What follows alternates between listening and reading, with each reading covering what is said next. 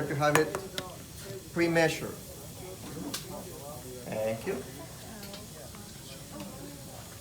So that's what I do. That's my miracle mix. So remember what I said? I put first the liquid. There you go. I'm gonna do a pisco sour here. Oh yeah, oh, that's good. Yeah, since you put Put 1 and 2. So I mix the liquid first. Right there. And that should be enough.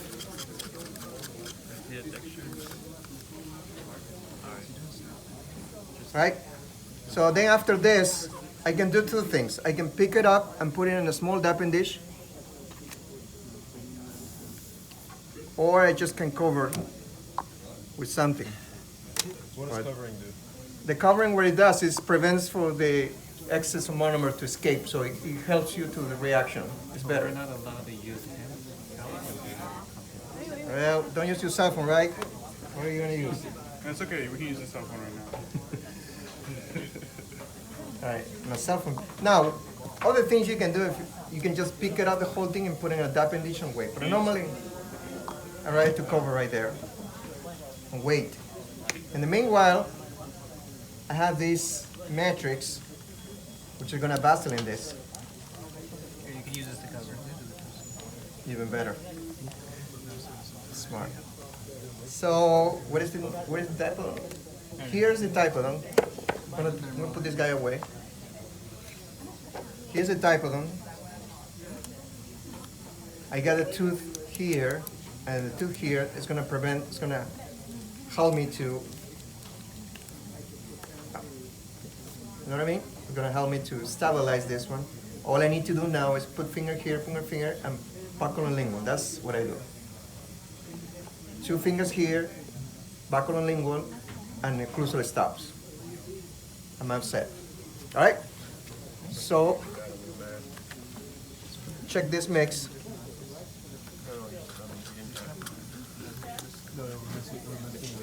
You lift it, and it gets a little stringy like this. You see? It's when you put it in your hand, a little Vaseline, and you make a little roll and ball, just like that. And now, I'm gonna go ahead and push it down.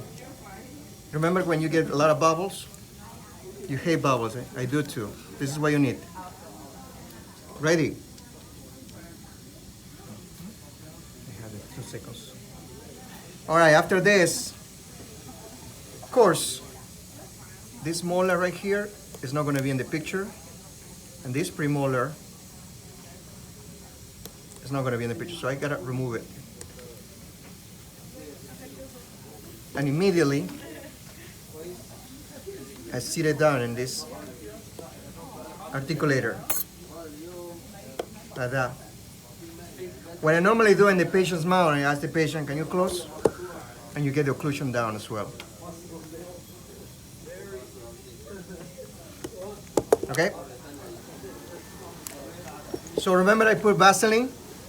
The Vaseline is for this, to lift it. Matrix away.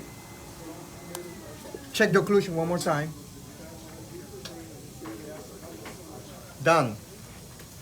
Now, the next part is tricky, and it's gonna take you a little practice. We're gonna go ahead, put water in the PFI, and we're gonna lift it using the flat part, just like that.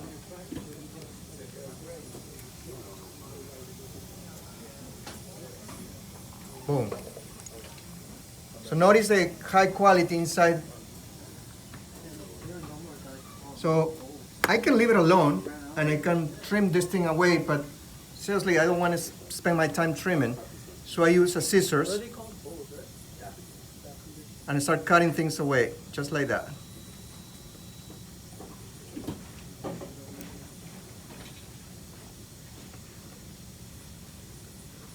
Especially the proximal areas, that's especially. Baculingual you can always trim away, but the baculingual is what they call undercuts. So you want to get rid of those undercuts right there. Now, you can do is put in water.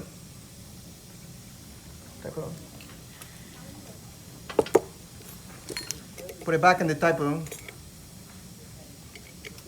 and let it sit. Of course. Right there. And let it sit down. At this point in time, you got to keep a finger in buccal and lingual. And the proximal teeth are going to keep the provisional in place. The question will be, can I take it one more time? Sure. You can take it one more time, put in water, and leave it alone. Check the bite again. Press hard in the mesial and distal, buccal lingual, and it's done. Pencil. So when I get to trim, thank you. When I get to trim, this is all set already. Here's the pencil. Thank you. When I get to trim, I'm gonna mark these areas here with the pencil and here. Do you know what it means that? Those are the contacts and those you don't want to touch. So this one probably needs a little bit more time, and just leave it inside the mouth and let it set in the zone. The bite is checked, so I don't see any discrepancy in this bite. This bite is checked. So now it's time to pull it and mark it again. Here, 1 point, another point, and I start looking in my marking configuration, and I start lining up where it's gonna be. So when you start trimming at the beginning, keep the extension to the gingival level. I know, if this is the tooth, the prep is right here, and the gingival level is lower. So it's about 1 millimeter the difference.